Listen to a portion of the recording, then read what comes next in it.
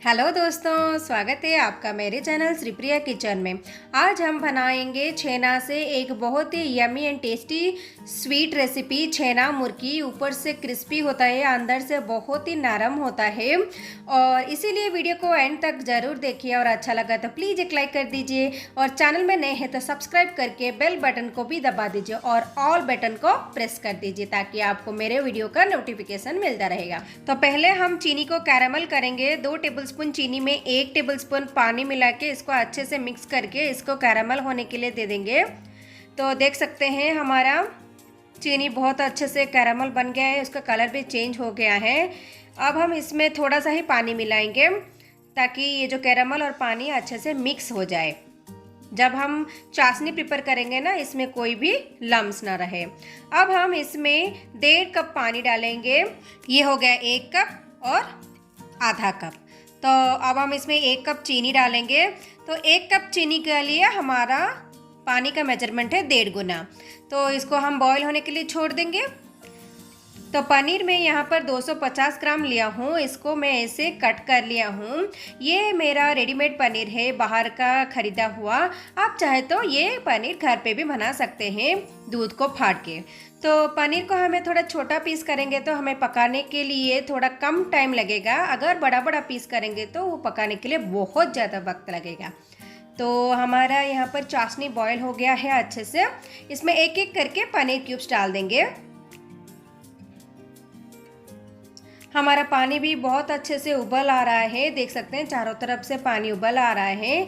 ये पनीर पीसेस को डालने के बाद हमें इसको 15 मिनट के लिए मीडियम फ्लेम में कुक होने के लिए छोड़ देना है। हमें ये ढककर नहीं डालना है, वैसे ही ओपनली हमें इसको कुक करना है। 15 मिनट के बाद आप इसका टेक्सचर देख रहे हैं, थोड़ा सा कलर चेंज हो गया है।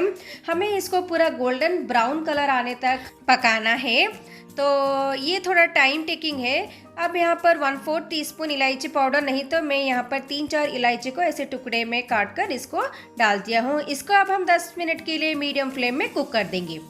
तो ये उड़ीसा का भद्रक डिस्ट्रिक्ट का एक बहुत ही फेमस स्वीट रेसिपी है। अंदर से बहुत ही जूसी एंड सॉफ्ट बनता है। तो देख सकते हैं थोड़ी देर के बाद ये कितना कलर चेंज हो गया है और हमारा चाशनी भी गाढ़ी हो गई है। अब हम इसमें थोड़ा सा पानी ही डालेंगे और 15 मिनट के लिए मीडियम फ्लेम में कुक करेंगे। इसका और थोड़ा कलर चेंज हो गया है, देख सकते हैं हम जो कैरामल किए थे ना उसका कलर इसमें लग गया है और बहुत ही अच्छा कलर आया है। ये पूरा ऐसा ही टेक्सचर हमें चाहिए। अब हम फिर से 5 मिनट के लिए इसको अच्छे से कुक कर देंगे, वैसे ही मीडियम फ्लेम में। तो टोटली मुझे यहाँ पर 45 मिनट्स लगा इसको कुक होने के लिए। तो एक बार ज़रूर ट्राई कीजिए और अपना फीडबैक मुझे कमेंट सेक्शन में ज़रूर शेयर कीजिए फ्रेंड्स।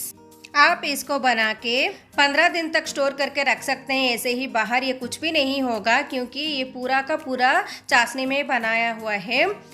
हमारा छेना मुर्की अभी बन के रेडी हो गया है।